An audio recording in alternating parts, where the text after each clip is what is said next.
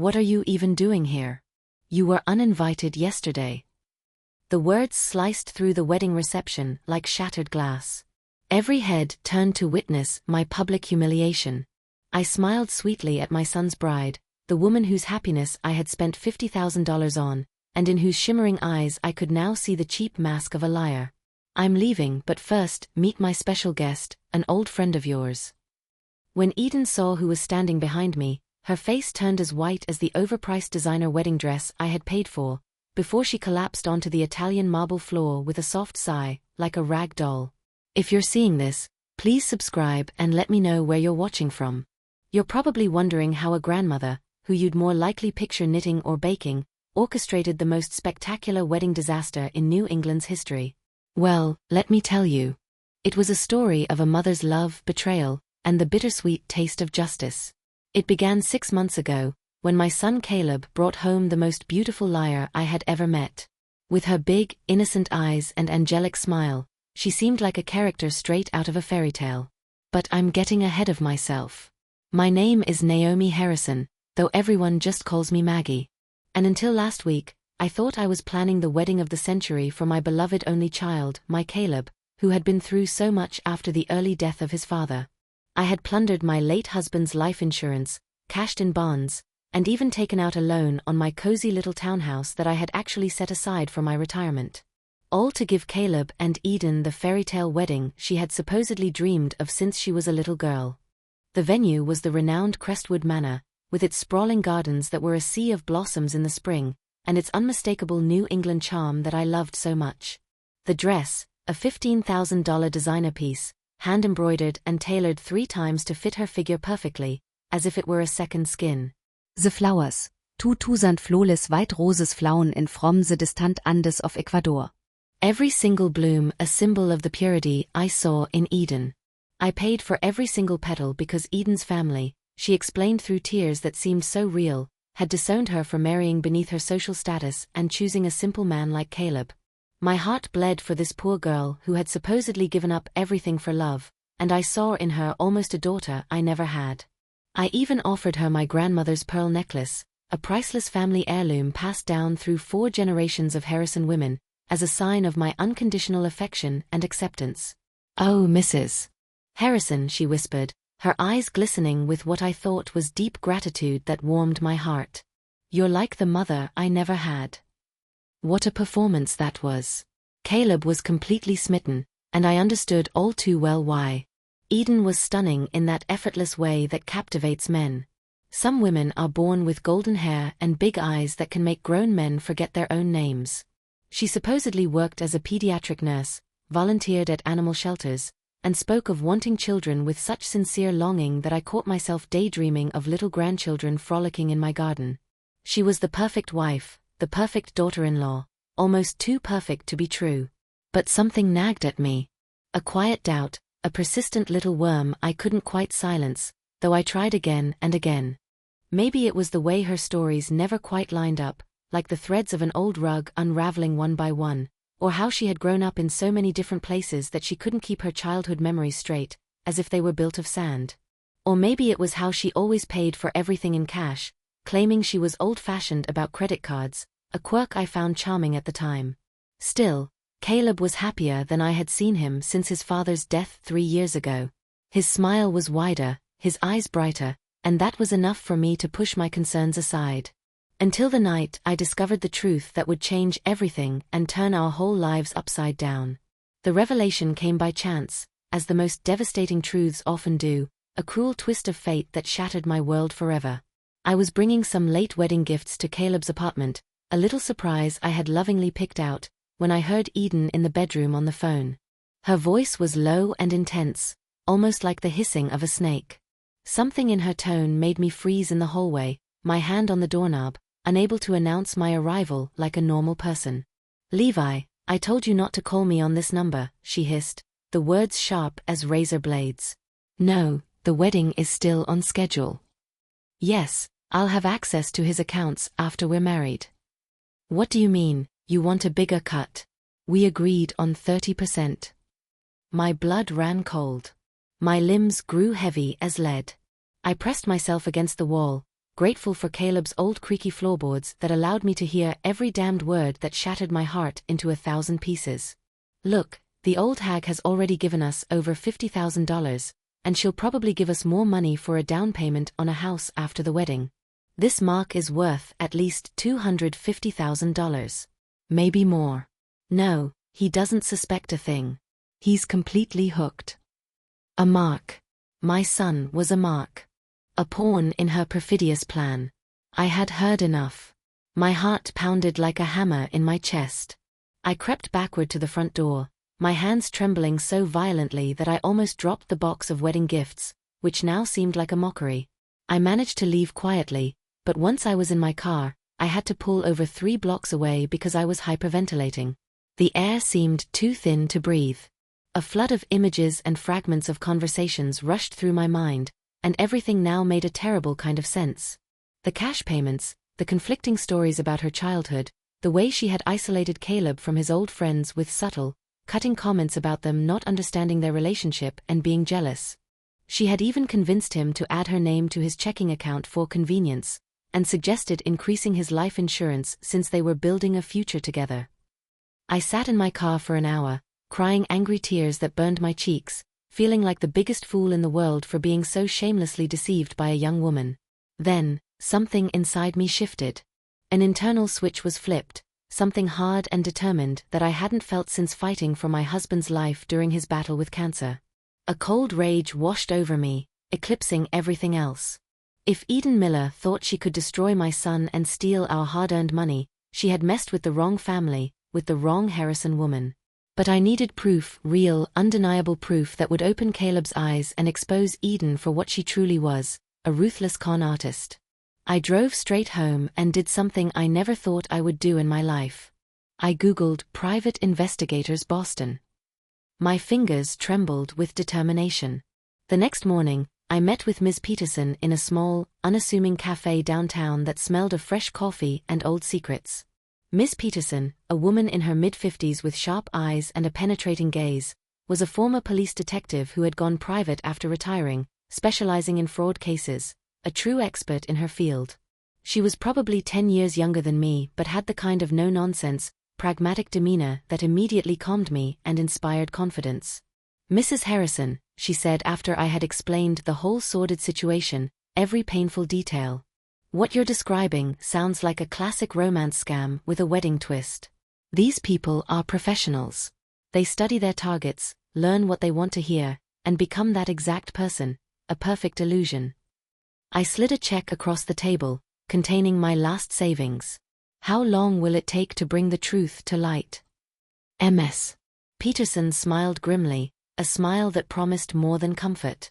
For someone dumb enough to use their real voice on the phone like it's a casual chat? Not long at all, Mrs. Harrison. These kinds of mistakes are like breadcrumbs for me.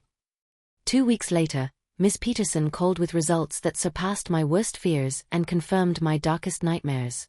"Naomi, you'll want to sit down for this," she said, her voice on the phone grim and serious, as if delivering a death notice. "Eden Miller doesn't exist. The woman your son is about to marry is actually Sarah Jenkins, and she has quite a history, a long list of victims and crimes." I was in my kitchen making tea when she called, and I had to grip the counter to keep from collapsing. My knees trembled beneath me. Tell ml everything. Ever last detail. Sarah Jenkins, 34 years old, originally from Chicago. She's been arrested 3 times for fraud in the last few years, though only convicted once, a real pro at slipping away. She works with partners, usually men who help her research targets and sometimes pose as family members to lend credibility to her lies. My tea kettle screamed, but I couldn't move to turn it off, trapped in a whirlwind of realization. The man on the phone. Levi. Levi Richter, her most frequent accomplice. They were romantically involved until she conned him out of about $20,000 2 years ago and vanished without a trace. He's been trying to track her down ever since, like a shadow from her past. I finally managed to turn off the stove, my hands moving on autopilot while my mind raced, a clear picture of evil forming before my eyes. "How did you find all this, Miss Peterson? It sounds like a crime novel." The magic of facial recognition software and some old-fashioned detective work, combined with my years of experience. Sarah has been using the identity of Eden Miller for 8 months, complete with a fake social security number and a fabricated work history. The pediatric nurse job? She volunteers occasionally at a free clinic, just enough to make the story credible if someone checks. A perfect cover. I sank onto my kitchen chair, my strength gone. Miss Peterson, I need you to find this Levi Richter. Whatever it costs. There was a short, meaningful pause. Naomi, what exactly are you thinking? I'm thinking that a man who has been hunting Sarah for 2 years might be very interested in attending her wedding. Not as a guest, but as an avenger. Miss Peterson's voice carried an undertone of admiration that strengthened my resolve. You want to bring him to the ceremony? That's risky, Mrs. Harrison. I want to give Eden exactly what she deserves. My voice was calmer than I felt, with an icy resolve. A public exposé she will never forget. Can you find him? Already done, Mrs. Harrison. He's living in Cleveland now, working in construction. I can get you his contact information within the hour. You have an unusual sense of justice. After I hung up, I sat in my silent kitchen for a long time, surrounded by the ghosts of my past and the plans for the future. A part of me wanted to go straight to Caleb and tell him everything Miss Peterson had discovered, to take him in my arms and comfort him. But I knew my son all too well. He was stubborn like his father, trusting and loyal, and Sarah had been working on him for months, feeding him lies and flattery. She would probably convince him that any criticism was just jealousy or an attempt to control his life, to manipulate him. No, I needed something more dramatic, something that would expose her so completely that there was no room for denial or manipulation, no doubt about her guilt. The wedding was in 10 days, and I would make sure it was unforgettable, an event that would go down in the annals of family history. That afternoon, I called Levi Richter. My heart beat a little faster as ideale number. Levi Richter speaking. His voice was cautious, professional, almost suspicious. I had caught him during his lunch break at a noisy construction site in Cleveland. Mr. Richter, mein Name ist Naomi Harrison. I believe you know my son's fiancée, though you might know her as Sarah Jenkins, not Eden Miller. The silence stretched for so long I thought the call had dropped, only the sound of the construction site audible. Where is she then? Is she in Boston? His voice was now sharper, more penetrating. She's about to marry my son in Boston in 9 days. She's already stolen over $50,000 from us, and she's just getting started on ruining my family. I kept my voice calm, businesslike, as if I were discussing the weather.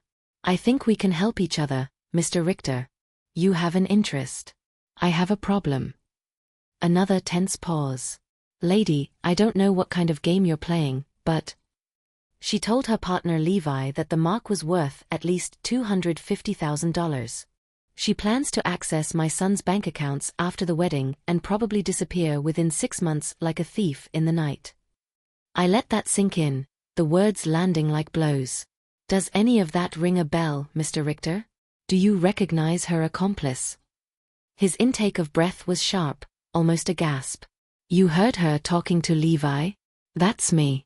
We had a business relationship, until she double-crossed me and left me broke. Then you understand my position, Mr. Richter, and I yours. Mrs. Harrison, what exactly are you proposing? I'm a busy man. I had thought about it for hours, turning the plan over and over in my head like a puzzle piece until it fit perfectly, every eventuality considered. She's having a church wedding with 300 guests. Very public, very prestigious, a show for the whole city. What if her past walked through those church doors at the exact moment of her triumph? A ghost to haunt her. You want me to crash the wedding? That's insane. There was something like admiration in his voice, but also a hint of danger. I want her to be exposed in front of everyone she has lied to. In front of my son, who needs to know the truth before she destroys his life and leaves him in ruins. Levi was silent for several minutes. The construction noises in the background seemed to fade as he thought. When he spoke again, his voice was different, harder, more determined. She took $20,000 from me and disappeared in the middle of the night. Left me with a hotel bill and a rental car I couldn't pay for. I've been looking for that snake for 2 years. Then this is your chance, Mr. Richter. Your revenge. What's in it for you? Besides saving your son, I mean. There must be more to it than that. I smiled, though he couldn't see it. A smile full of anticipation. Justice, Mr. Richter. Pure and simple justice. And the sweet satisfaction of watching her fall. We talked for another 20 minutes, working out the details as if we were old war buddies planning one last battle. Levi would drive down on the morning of the wedding and wait in his car until I texted him.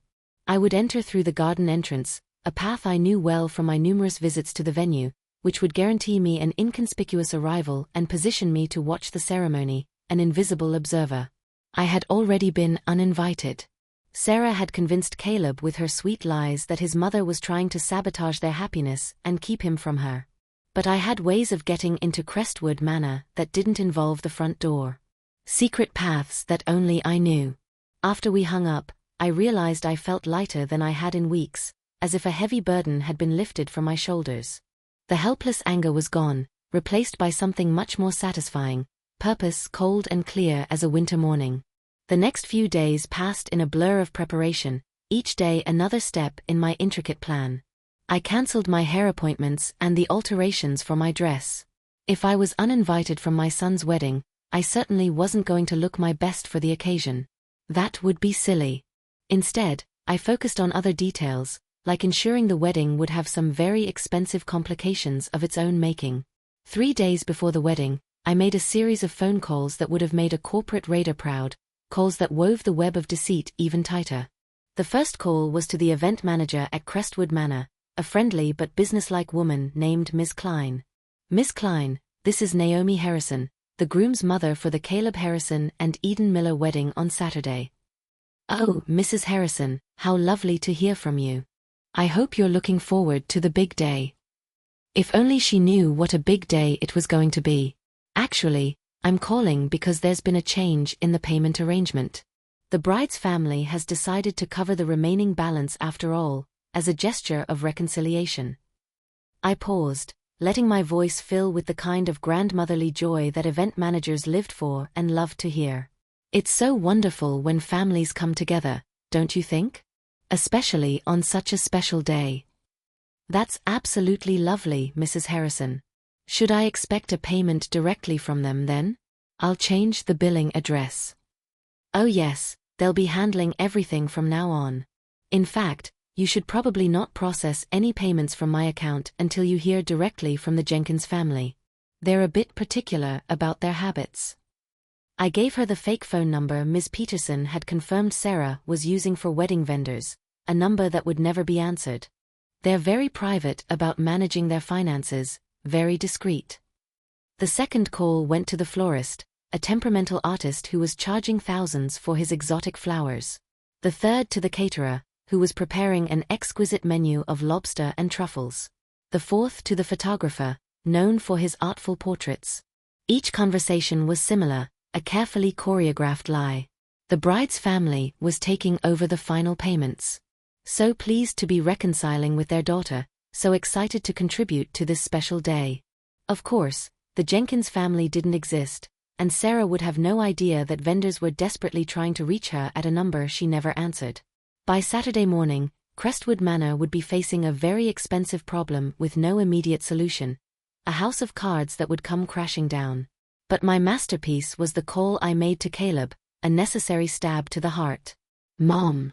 He sounded tired, stressed, the worry lines in his forehead almost palpable. I really can't talk right now.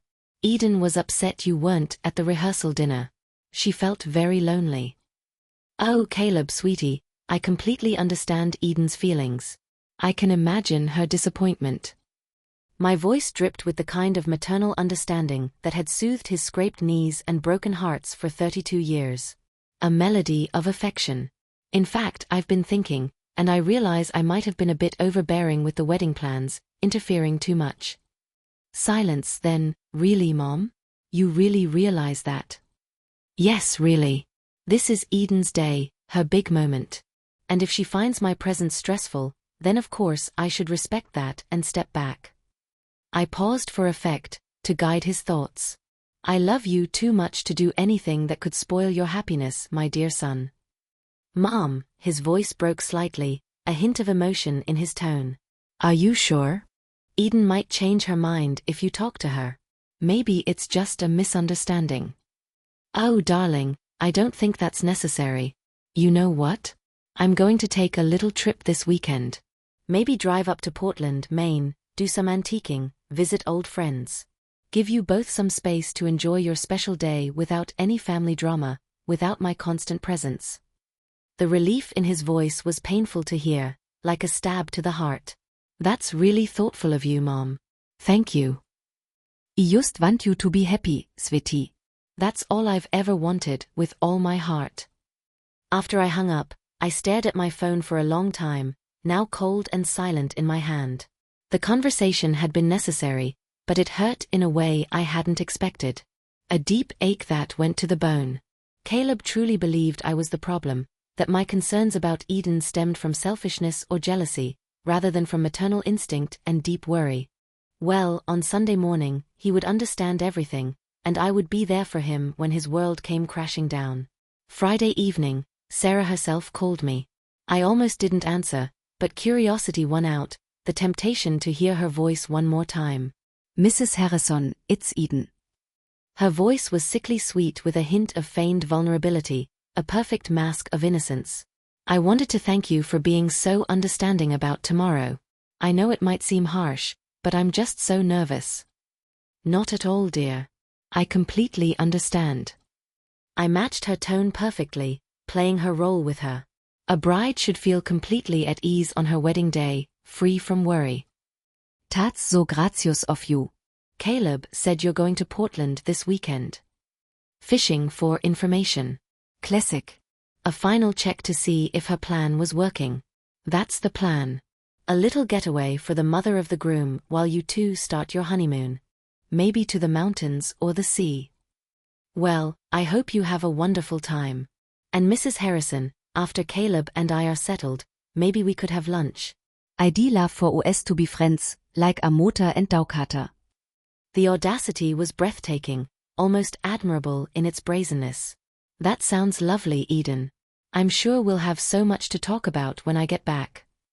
After I ended the call, I poured myself a generous glass of red wine and toasted my reflection in the kitchen window, which now mirrored the determination in my eyes. To family and friends, Naomi, I said aloud. May they get exactly what they deserve. Saturday morning was grey and drizzly, the kind of weather wedding photographers call romantic and brides call catastrophic, but for me, it was perfect, a fitting backdrop for the drama I was about to unfold.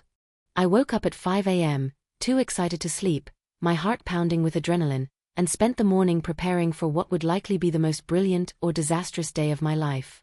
I wore a simple black dress, elegant but understated, and my grandmother's pearl necklace, which Eden had so admired. A symbol of family honor that was now about to become my weapon. At 9 a.m., Levi Richter called from a gas station 20 minutes outside of Boston. His voice was rough from the early start. I'm here, Mrs. Harrison. Are you sure about this? There's no going back. I looked at myself in the hallway mirror, my gaze firm and resolute. I've never been more sure of anything in my life, Mr. Richter. The time for lies is over. What if your son doesn't forgive you? What if he hates you forever for this? It was a question I had been avoiding for days, one that had haunted me during sleepless nights. Then I will have saved him from a woman who would have destroyed him financially and emotionally. Sometimes, love means being the villain in someone else's story until they're ready to see the truth. That's a sacrifice I'm willing to make. Damn, you're tougher than you sound, Mrs. Harrison. A real fighter. I almost smiled. A cold, satisfied smile.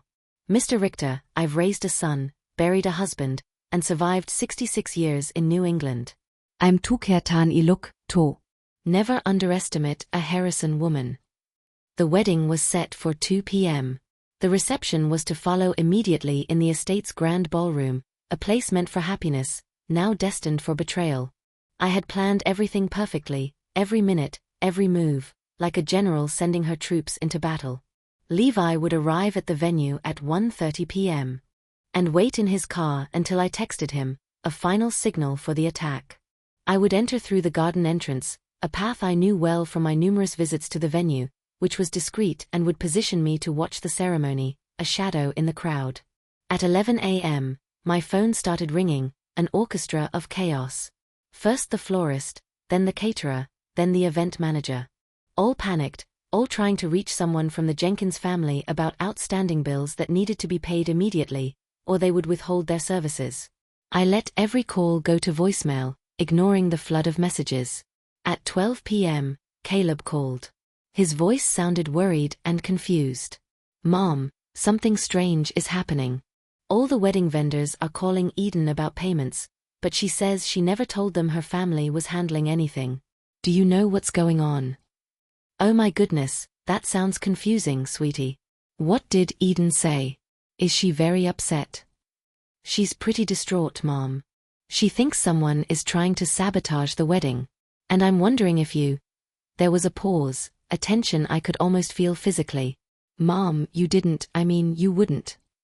"Caleb Harrison, are you suggesting your mother would sabotage your wedding?" I put just the right amount of hurt and disappointment in my voice, a perfect performance. "After everything I've done to make this day perfect, my dear son." No, I'm sorry, Mom. It's just, Eden is really stressed, and when people are stressed, sometimes they look for someone to blame to feel better. I finished gently, my voice full of understanding. "Don't worry, sweetie. I'm sure it's just a vendor mix-up. These things happen sometimes. The most important thing is that today you marry the woman you love and that you are happy." If only he knew how true that statement was about to become. After hanging up, I checked my watch. 1 p.m. time to get in position for the show of my life. I grabbed my handbag, took a deep breath, and headed to my car. My heart was beating wildly. The drive to Crestwood Manor took 30 minutes through Boston's historic suburbs, past old gabled houses and winding lanes. The ancient oaks were draped with flowering dogwoods, and the raindrops glistened like diamonds on the trees. And despite everything, I felt a pang of sadness that this beautiful place would forever be associated with deception instead of celebration, that it would lose its innocence. But Sarah Jenkins had made her choices, and now she was about to face the consequences, the bitter fruits of her actions. I parked 2 blocks away and walked to the estate's back entrance, the one near the catering kitchen that I had discovered during my tours of the venue. The staff was too busy with payment crises fraying their nerves to pay any mind to another woman in a simple black dress carrying a small bouquet. At 2:15 p.m., I stood behind a massive marble column in the back of the chapel, well hidden, watching my son's face glow with happiness as he waited at the altar for his bride to walk down the aisle. He had no idea, the poor boy. In 15 minutes, that happiness would be destroyed, and I would be responsible. But sometimes, I reminded myself as the wedding march began, a triumphant melody that now sounded like mockery, love requires you to be strong enough to break someone's heart to save their life. The chapel doors opened with a soft creak, and Sarah Jenkins, playing the role of Eden Miller for the last time, began her solemn walk to the altar in her $15,000 dress and my grandmother's pearls, which now looked like a mark of Cain on her neck. Every step was a step into the trap I had set for her. I pulled out my phone, my hands trembling slightly, and sent a single text to Levi Richter, the signal for the finale. Now. Levi Richter strode through the chapel doors like an avenging angel in a wrinkled suit. His face was a mask of determination. Every head turned as he walked down the aisle with the confidence of a man who had been hunting his prey for 2 years. His steps echoed in the silent chapel. Sarah's bouquet of white roses hit the marble floor with a sound like shattering glass. The petals scattered like broken dreams. "Sarah Jenkins." Levi called out, his voice echoing through the stunned silence that now filled the chapel. "Did you really think you could hide forever? Your past always catches up with you." The chaos that followed was everything I had imagined and more, a true hurricane of emotions. Caleb stepped protectively in front of his bride, confusion written all over his face, his eyes wide. "Sir, I think you have the wrong person. This is Eden Miller, my future wife." Levi laughed. A humorless, bitter sound that cut through the chapel. Eden Miller, is that what she's calling herself now? What an original name for a con artist. He reached into his jacket and pulled out a file folder, holding it up like a piece of evidence. Her real name is Sarah Jenkins, and she's a professional fraud, a master of deception. I should know. I was her partner until she stole $20,000 from me and left me broke. That's not true. Sarah's voice was shrill, desperate. She was clinging to her last hope. Caleb, I don't know this man. He's clearly deranged, a stalker. But I could see the cracks forming in her perfect performance. Her hands were trembling uncontrollably, and that honey-sweet voice had developed a sharp edge that wasn't there before.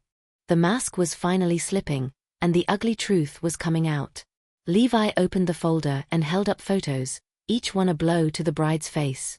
Here's Sarah at the Grand Ocean View Hotel in Newport, conning elderly tourists with credit card scams. A real predator. Here she is in Philadelphia, pretending to be a cancer patient to steal money from church collections, without any remorse. His voice grew colder, more cutting with each revelation. And here's my favorite picture. Sarah, leaving our hotel room in Berlin with my wallet, my watch, and the engagement ring I was stupid enough to buy her. A monument to my foolishness. Caleb's face had gone pale, then chalk-white, his eyes now filled with horror. Eden, what is he talking about? Is any of this true? He's lying. Sarah's voice broke. She was trying to maintain her composure. Caleb, you know me. We're getting married. I love you. Love?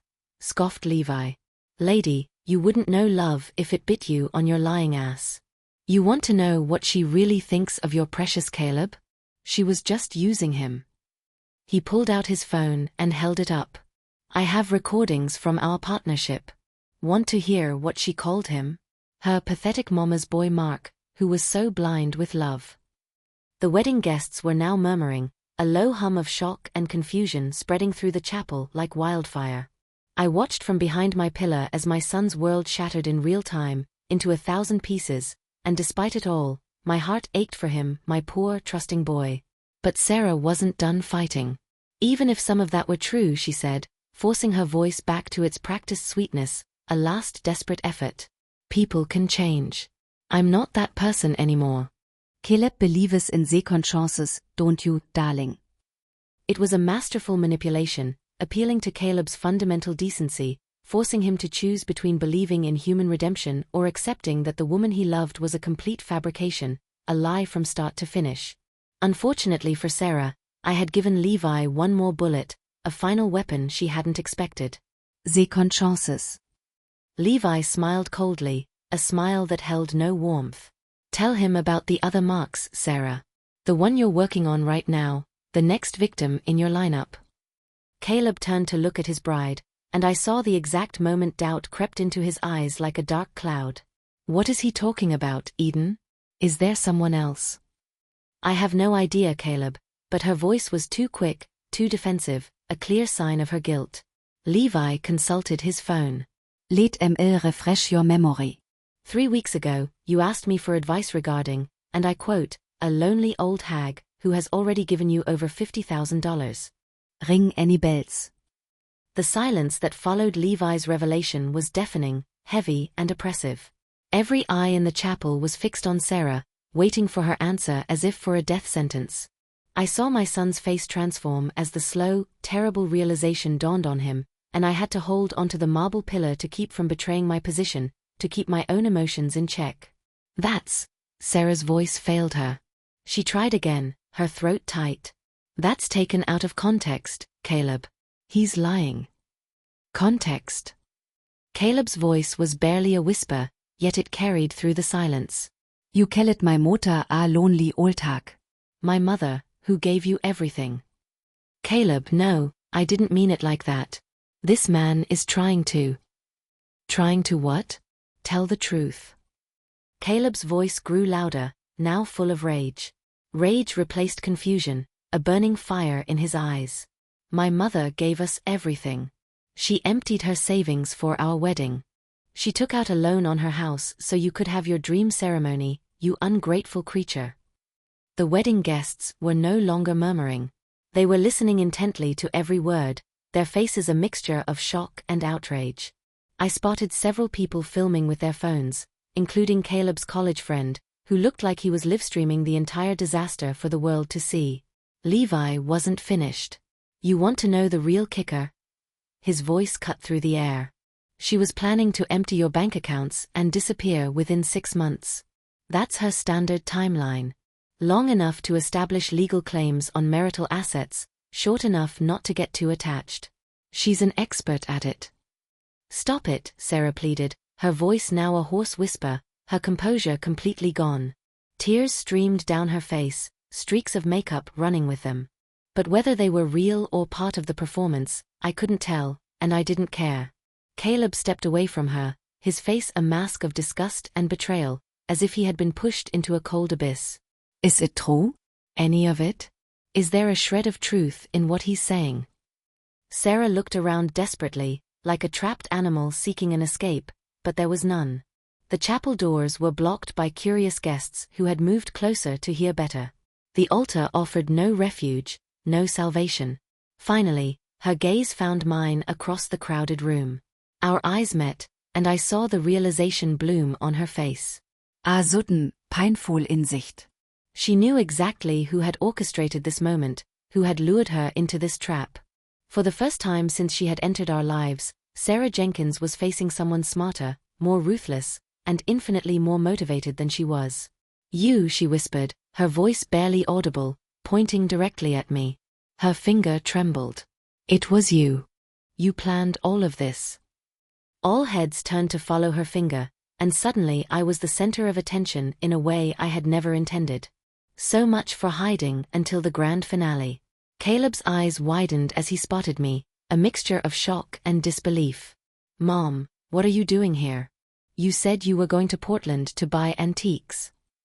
I stepped out from behind the pillar and adjusted my pearls with as much dignity as I could muster, my posture proud. Elite, Sveti. Something I learned from the experts. It was necessary. "You orchestrated this?" Caleb's voice was a mix of horror and admiration, his emotions in turmoil. "I exposed it," I corrected, my voice calm and firm. "There's a difference, my dear son." Sarah had found her voice again, and with it, her talent for manipulation, a last desperate ploy. "She's jealous, Caleb. Your mother couldn't stand that you chose me over her.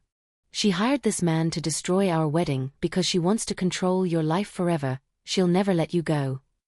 It was a clever final attempt, playing on every mother-in-law cliché, a poison dart aimed directly at my maternal role. For a moment, I saw doubt creep back into Caleb's eyes. A teeny indecision. 34 years of Sarah's practiced manipulation versus 66 years of my love and sacrifice. Who would he believe? The tension in the chapel was palpable. You could have cut it with a knife. That's when Levi played his trump card, the final arrow in his quiver. "Mrs. Harrison didn't hire me, lady. I volunteered because I have my own score to settle with you." He held up his phone again, a device of damnation. "Want to hear the recording I made of our conversation 3 weeks ago? The one where you laugh about how easy it is to manipulate lonely old women and their devoted sons? It's a classic." The recording quality wasn't perfect, but Sarah's voice came through crystal clear, cold and mocking. "The old hag is so desperate for grandchildren, she'll believe anything I tell her. And the son, a complete mama's boy. All I have to do is cry about my tragic past, and he writes another check without hesitating." Caleb's face turned white, then red, then a sickly gray color that made me want to rush to his side, to hold him in my arms. But this moment was no longer about protecting him. It was about him finally seeing the truth, the naked, ugly truth. "You want to hear the best part?" Sarah's voice continued from the phone, a cruel revelation. "She gave me her grandmother's pearl necklace, said it was a family heirloom. I'll probably pawn it after the honeymoon to start a new life." Instinctively, Caleb's gaze shifted to Sarah's neck, where my grandmother's pearls gleamed on her pale skin like a stolen treasure. The pearls that had been worn by 4 generations of Harrison women, passed from mother to daughter-in-law as a symbol of acceptance and love, a priceless treasure. Sarah's hands flew to her neck, covering the necklace as if she could hide the evidence, but it was too late. Caleb, I can explain. It's not what it looks like. Explain what? His voice was now deadly quiet, a dangerous whisper. Explain how you laughed about my mother behind my back while spending her money? Explain how you called me a mama's boy while pretending to love me? Explain how you planned to bleed us dry and disappear, you lying snake. The fight went out of Sarah all at once. Her shoulders slumped, and for the first time since I'd met her, she looked her actual age, instead of the innocent young woman she had pretended to be. The mask had finally fallen for good. It started as a job, she said softly, her voice barely audible. Just another mark, an easy target.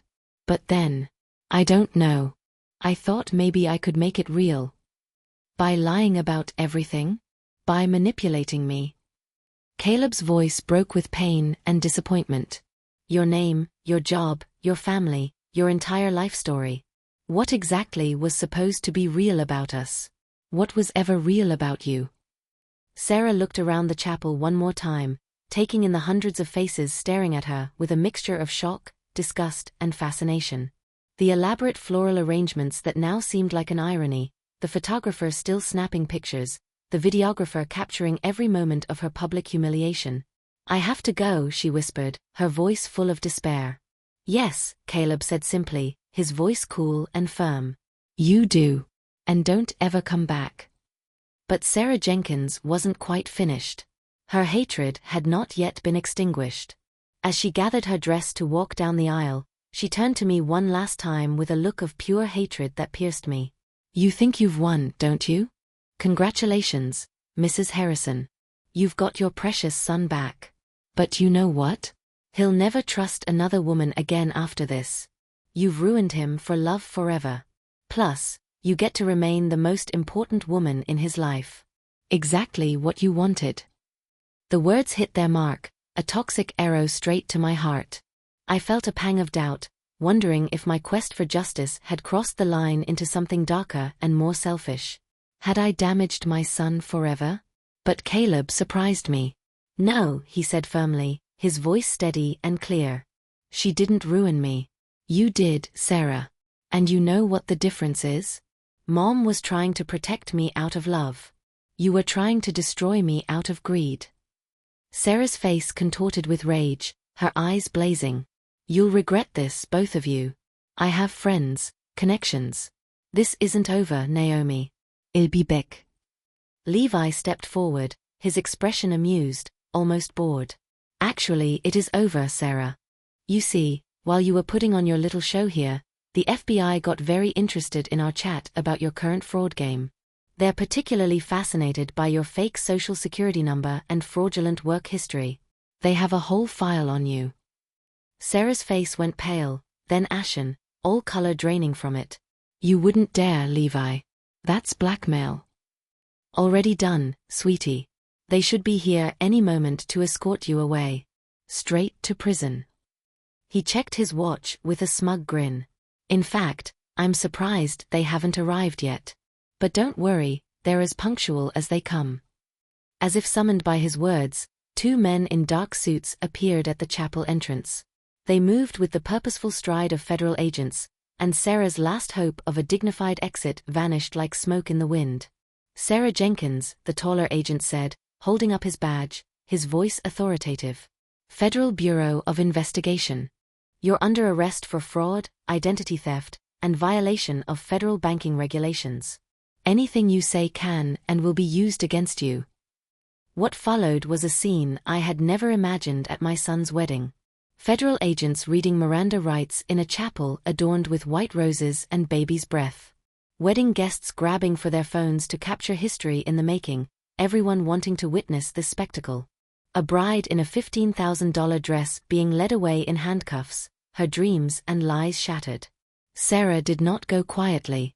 As the agents escorted her down the aisle, she kept turning and screaming at Caleb and me, her voice filled with rage and desperation. This is harassment. I did nothing wrong. You'll be hearing from my lawyers. This is a conspiracy. But her protests fell on deaf ears. Half the chapel was recording her arrest, and the other half was already texting friends and family who had missed the show.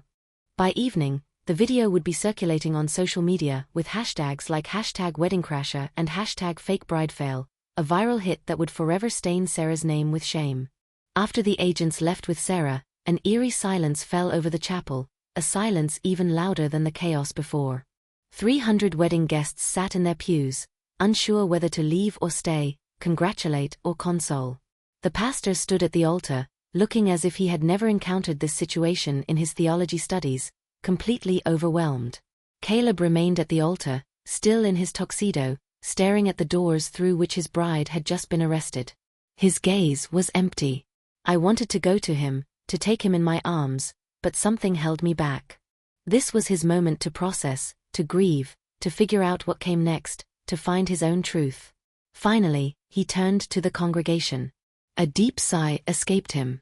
"Well," he said, his voice carrying through the silent chapel, a little hoarse. "This is awkward, isn't it? An unusual turn of events." A few nervous laughs rippled through the crowd, a release in the tense atmosphere. "I'd like to thank everyone for coming today. I know this isn't how you expected to spend your Saturday afternoon, an unexpected surprise." He paused and ran a hand through his hair, a sign of his desperation. "The wedding is obviously off, but the reception is already paid for. So, if anyone wants to stay for dinner and an open bar, you're more than welcome. God knows I could use a drink, and a stiff one at that." This time, the laughter was more genuine, a mix of sympathy and relief. People began to stand up, stretch, and talk in small groups as the shock wore off and the reality of the situation set in. Caleb finally looked in my direction. Our eyes met across the chaos, and I saw a mix of gratitude, embarrassment, and something that might have been admiration, a spark of recognition. He walked down the aisle toward me, and the crowd parted like the Red Sea to make way for him. When he reached me, he stopped and stood for a moment, studying my face as if trying to piece together the last puzzle pieces. "Mom," he said finally, his voice soft and fragile. "We need to talk. There's so much to discuss." I nodded. "Yes, we do. But first," he reached out and gently unclasped my grandmother's pearl necklace from his neck, which he had just been given back. "These belong to you, Mom. I can't wear them." I took the pearls with trembling hands, feeling their familiar weight, a symbol of family honor now back in its rightful place. Actually, they belong to the woman my son will eventually marry, when he finds someone worthy of them. Someone who truly deserves them. Caleb's eyes filled with tears, which he struggled to hold back. "I'm so sorry, Mom. That I didn't believe you, that I chose her over you, that I was such an idiot, so blind." "You weren't an Idiot, Sweetie. You were in love." Or at least, you were in love with the person you thought she was, the perfect illusion. I reached up and straightened his tie, a gesture I had made since he was old enough to wear ties, a gesture of maternal care. "Love marques us all vulnerable." "The most important thing is that you're safe, my dear boy." "How long did you know, Mom?" "The whole time." I suspected something about a month ago, a quiet feeling in my gut. I had proof 2 weeks ago, when Miss Peterson closed the file. I looked him in the eye, my gaze firm and honest. "I hiret a private investigator." "And Levi?" He volunteered for the revenge part when I called and told him where he could find her. "A fortunate coincidence."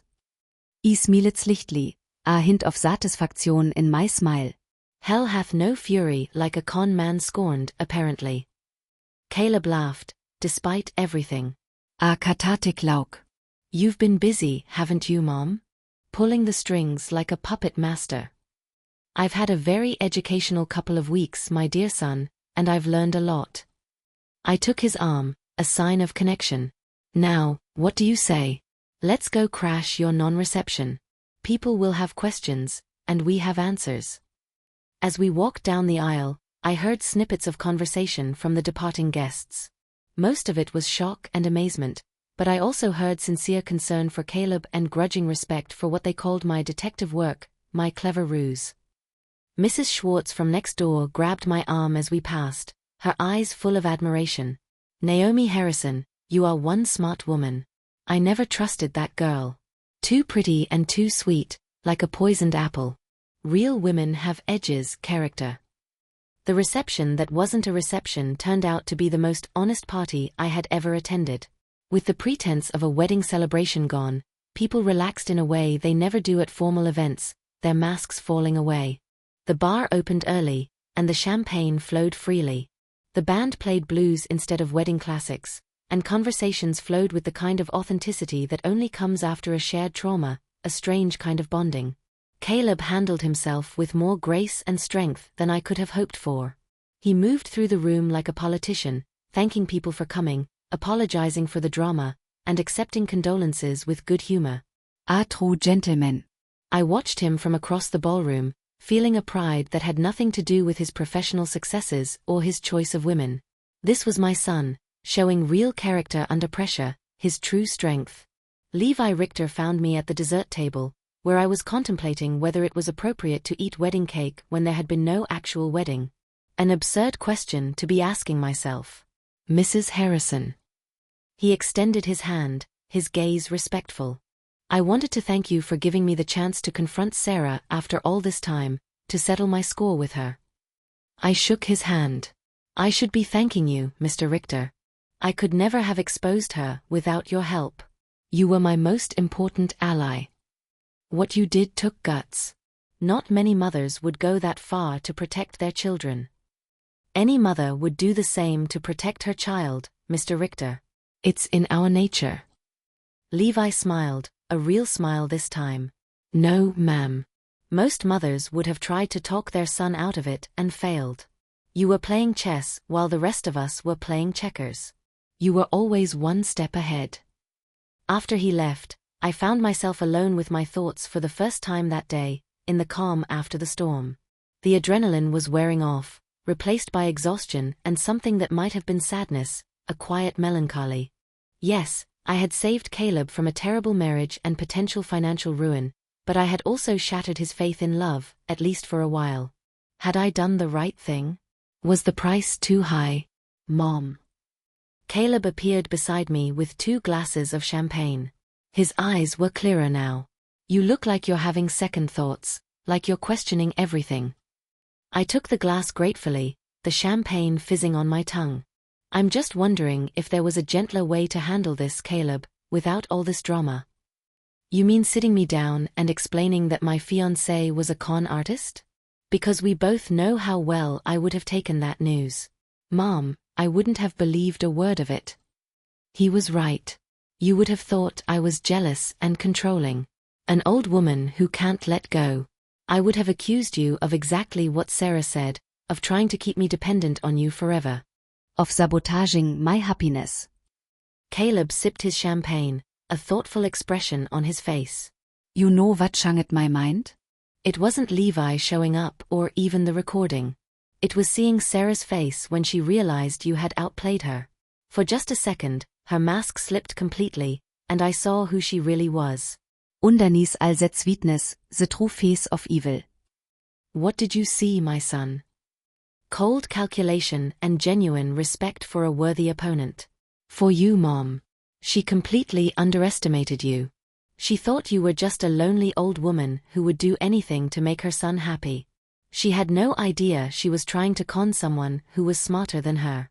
Much smarter. I'm not sure about smarter. Maybe just more motivated, Caleb. A mother's love is a powerful motivation. Mom, you orchestrated the takedown of a professional con artist with the help of her own partner and the FBI.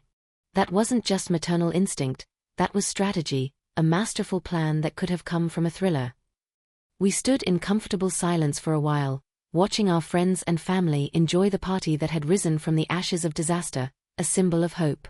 The band was now playing jazz, soft and soothing, and several couples had started to dance, their worries forgotten. I have a confession to make, Caleb said finally, his voice low, almost shy. What's that, my love? A part of me is relieved. Not because of the public humiliation or the arrest, but, he paused, searching for words that were hard to find. Something always felt off about Eden. I could never put my finger on it, but sometimes when I caught her off guard, she would look at me as if she was trying to remember who she was supposed to be, what role she had to play. Why didn't you say anything, Caleb? Why didn't you question it? Because I thought it was just wedding stress, the pre-wedding jitters. And because, he sighed, a deep sigh of relief. Because I was 32 years old and had never been in love before. I thought if I questioned it too much, it might disappear, this love I craved so much. My heart ached for him. My poor, naive boy. Oh sweetie ino. I'm so sorry you had to go through this. Pathetic, right? The mama's boy who falls for the first pretty girl who gives him attention, blind with desire. No, I said firmly, my hand stroking his cheek. Human. You're human. And humans want to be loved. There's nothing pathetic about that. Even when they make terrible decisions about who to trust. Especially then, Caleb. I took his hand, my fingers lacing with his. Caleb, what Sarah did to you was not your fault. She is a professional liar who studied you, learned what you wanted to hear, and became that exact person. A perfect deception. You weren't gullible. You were a target, and she was a predator. Caleb squeezed my hand, his eyes full of gratitude. Thank you, Mom. For everything. For seeing through her, for protecting me, and for doing it in a way that made sure I couldn't ignore the truth, that opened my eyes. You're welcome, my dear son. But next time you fall in love, maybe bring me into the process earlier, as a consultant on matters of the heart. He laughed, a real hearty laugh that echoed through the room. Next time I fall in love, I'm running a full background check first. And you're the head of the investigation. That might be a bit extreme, Caleb. After today, I don't think so, Mom. Ever. He grinned, a wide, genuine grin. Besides, I've learned something very important about the women in my life. What's that, my curious son? Never underestimate a Harrison woman. We're apparently much more dangerous than we look. True lionesses. I smiled, feeling lighter than I had in months, a burden lifted from my soul. Your grandmother would have been proud. She would have loved to see you work, my dear boy. Caleb raised his glass. To justice, served cold, with a side of public humiliation. Exactly as she deserved. I raised my glass to meet his. To family, and to knowing when to fight for the people you love, with both heart and mind.